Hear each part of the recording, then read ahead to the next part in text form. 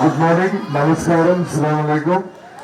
എല്ലാ പ്രിയപ്പെട്ട മേയറും നസറൊക്കെ സംസാരിച്ചപ്പോ പറഞ്ഞു എന്തുകൊണ്ടാണ് ഇവിടെ ഇങ്ങനെ ഒരു കൂട്ടം. കളക്ടർ എന്നോട് ചോദിച്ചു, ഭയങ്കര അൺഎക്സ്പെക്ടഡ് ആയിരുന്നു ഇത്രയും ക്രൗഡ്. പക്ഷെ ഞാൻ വളരെ അഭിമാനത്തോടെ പറയുന്നു, കോഴിക്കോടുകാരെന്നെ ഒരു കോഴിക്കോടുകാരനായിട്ടാണ് കണ്ടിട്ടുള്ളത്. അത് മേയറിനെ അറിയാവുന്നതാണ്.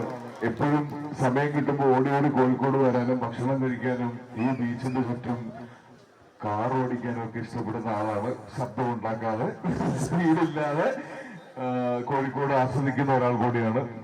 വേദിയിലിരിക്കുന്ന വിശിഷ്ട വ്യക്തികളെ, ഞാനൊരു പ്രാസംഗികനല്ല, ഞാൻ നിങ്ങൾ ആരെയും എടുത്ത് അഡ്രസ് ചെയ്യാൻ ഉള്ള പരിചയം എനിക്ക് സ്റ്റേജിലില്ല. എനിക്ക് ഇവരായിട്ട് ഇന്ററാക്ട് ചെയ്താണ് കൂടുതൽ പരിചയമുള്ളത്.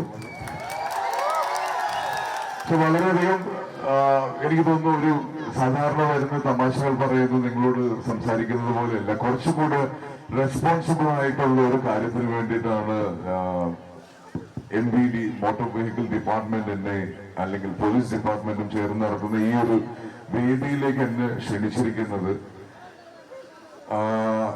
ഇപ്പൊ പറഞ്ഞ് ഇത്രയും പ്രസംഗങ്ങൾ കഴിഞ്ഞപ്പോ, ഇത്രയും ആളുകൾ സംസാരിച്ചപ്പോ എല്ലാവരും ഡയറക്റ്റ് അല്ലെങ്കിലും ചെറുതായി സൂചിപ്പിച്ചത് ചെറുപ്പക്കാരുടെ അശ്രദ്ധയെ കുറിച്ചാണ്. അപ്പോ ചെറുപ്പക്കാരോട് സംസാരിക്കാനായിരിക്കും ചിലപ്പം എന്നെ ഇങ്ങനൊരു വേദിയിലേക്ക് എത്തിച്ചത്. ആദ്യം തന്നെ ഞാൻ എന്റെ എക്സ്പീരിയൻസിൽ ഒരു കാര്യം പറയാം. പയ്യെ പോകുന്നത് തന്ത വൈബല്ല. ഇപ്പൊ അങ്ങനെ ഒരു സംസാരമുണ്ട്. പെട്ടെന്ന് സ്പീഡിൽ പോയിക്കൊണ്ടിരുന്ന ആൾ സ്പീഡ് കുറച്ച് പോകുമ്പോൾ അത് തന്ത വൈബ് ആകുന്നു. തന്ത വൈബ് എന്താണെന്ന് അറിയാലോ അല്ലേ?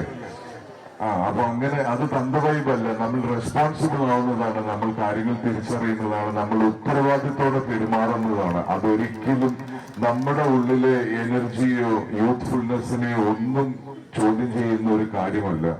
പിന്നെ നമുക്ക് ആക്സിഡന്റ് ഉണ്ടാവുന്ന, അല്ലെങ്കിൽ നമുക്കൊരു അപകടം ഉണ്ടാവുന്നതിനേക്കാൾ നമ്മൾ കാരണമുണ്ടാകുന്ന ഒരു അപകടത്തിൽ ഒന്നും അറിയാതെ റോട്ടിൽ കൂടെ നടന്നു പോകുന്ന, അല്ലെങ്കിൽ ഒരു വണ്ടിയിൽ സഞ്ചരിക്കുന്ന ഒരാൾക്ക് ഉണ്ടാകുന്ന ഒരു അപകടം എന്ന് പറയുന്നത് ഒരിക്കലും ക്ഷമിക്കാവുന്നതിന്റെയും സഹിക്കാവുന്നതിന്റെയും അപ്പുറമാണ്. അപ്പൊ അതിനൊരു കാരണക്കാരൻ നമ്മളാവരുത്.